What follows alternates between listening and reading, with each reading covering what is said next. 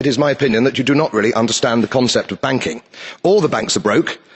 Bank Santander, Deutsche Bank, Royal Bank of Scotland, they're all broke. And why are they broke? It isn't an act of God. It isn't some sort of tsunami. They're broke because we have a system called fractional reserve banking, which means that banks can lend money that they don't actually have. It's a criminal scandal, and it's been going on for too long.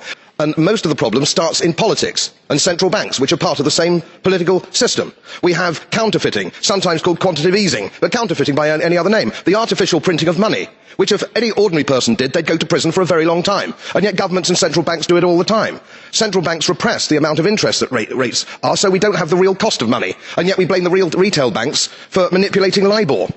The sheer effrontery of this is quite astonishing. It's central banks that manipulate interest rates, Commissioner. And plus, underneath all this, we talk loosely, in a rather cavalier fashion, do we not, about deposit guarantees. So when banks go broke through their own incompetence and chicanery, the taxpayer picks up the tab. It's theft from the taxpayer. What underpins a world order is always the financial system. And what we're seeing in the world today, I think, is we are on the brink of a dramatic change where we are about to, and I'll say this boldly, we're about to abandon the traditional system of money and accounting and introduce a new one. And the new one, the new accounting, is what we call blockchain. It means digital. It means having a almost perfect record of every single transaction that happens in the economy, which will give us far greater clarity over what's going on. It also raises huge dangers in terms of the balance of power between states and citizens. Most people think that digital money is crypto and private, but what I see are superpowers introducing digital currency. The Chinese were the first. The U.S. is on the brink, I think, of moving in the same direction. The Europeans have committed to that as well. Biggest fear that the World Economic Forum has is that there are going to be people that will not comply. Their biggest fear is your fight for freedom. Their biggest fear is that you will make individual decisions for yourself and you will not follow their orders. So this digital stuff is absolutely key, because without it, they can't enforce anything. Without it, they can't mandate that you do something. Without it, they can't control your life. So I don't care if you're talking about carbon emissions and what's safe and effective as far as they are concerned. I don't care if they're talking about an experimental injection, a series of injections, whatever they may be, and what's safe and effective as far as they're concerned. This is not about those individual things. This is about the desire to control you from the outside in. And if they have a digital process whereby they can restrict your movement, your behavior, and your decisions with the click of a button, you are done. You're done. You've sold us out to globalism. Okay. You are not working for Canada. You are working for your globalist partners. I wonder how much they're paying you to betray Canada. Okay. What do we do with traitors in Canada, Mr. Trudeau? We used to hang them for treason. And you're doing that very same thing to us now. Okay. We know what you're doing. We've taken another step towards a cashless society. A big bank has confirmed customers in some locations can no longer withdraw money over the counter as branches continue to wind back services. It's up there with the pub with no beer, the bank with no cash. ANZ has confirmed some branches no longer handle cash at the counter. Others are directing customers to smart ATMs for cash transactions.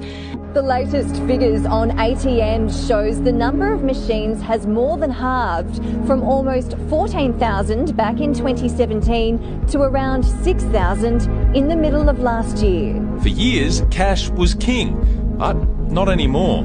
Hello there. I wondered if you had any change for a $50 note. No, I don't have any cash.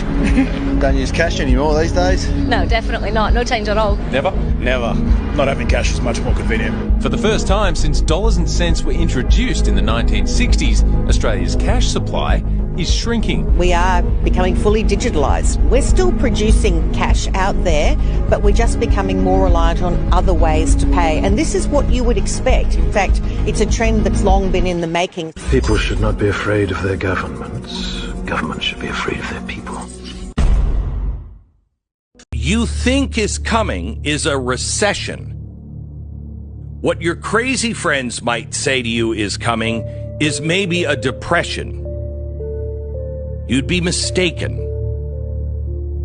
Those are lies. What is coming is a collapse of the dollar. You haven't had one of those. We've never experienced the collapse of the dollar of the world's reserve currency. This will make us Venezuela. Make no mistake. If you want to be prepared, prepare yourself like people should have prepared in Venezuela. Soon, I don't know when, but it will happen overnight. Soon, everything will be collapsing, and the banks will close, and there will be chaos.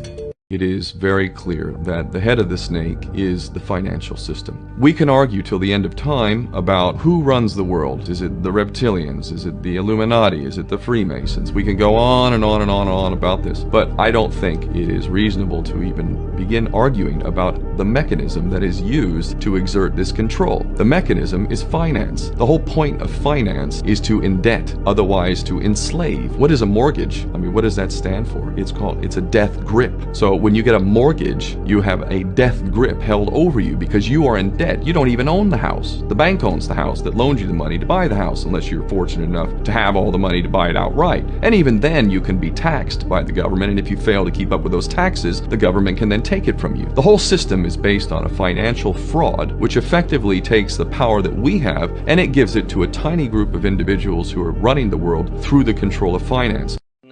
Singapore, we already have the situation. No cash. Cashless society. It's ready to go. And a cashless society is the most important facet, the most important controlling facet of this new world economic order. Remember now, we have three facets to this new world order enslaving government. We have the new world order, the political part of it. We have the new world economic order, which is the enslaving economic part of it in a cashless society. And as well as that, we have the religious order, meaning the New Age movement that we discussed previously. So this magazine now is a magazine published by another sub-organization of the Illuminati. The Futurist is a magazine designed to condition us to their plan that is coming. And in this one particular issue, you'll notice here that there's a symbol on the front. It looks like a dollar symbol, and you may not see that it's really an electronic circuit, meaning that the new money that's coming, and they say that here, is electronic money, not paper money, not coin money, but credits and debits. Electronic funds transfer in a cashless society, not just in the United States, but globally.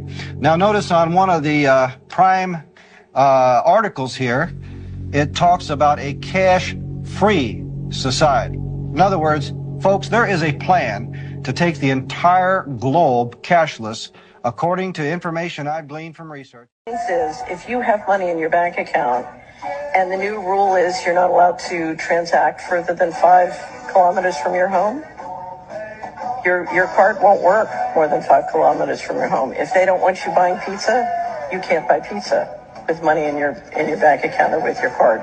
It is complete control, and it solves the taxation without representation problem, because if they want more taxes, they just come take it out of your account.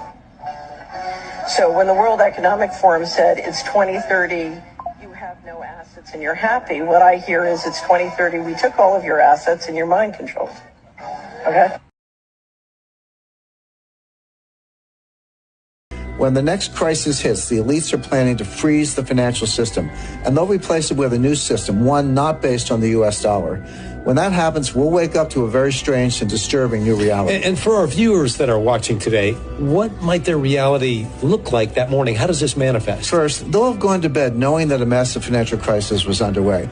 But when they wake up, they'll find it has worsened and the contagion has spread worldwide. When they go to withdraw money, their ATM will say, closed temporarily. When they go to sell stocks, their account will say, transaction not available.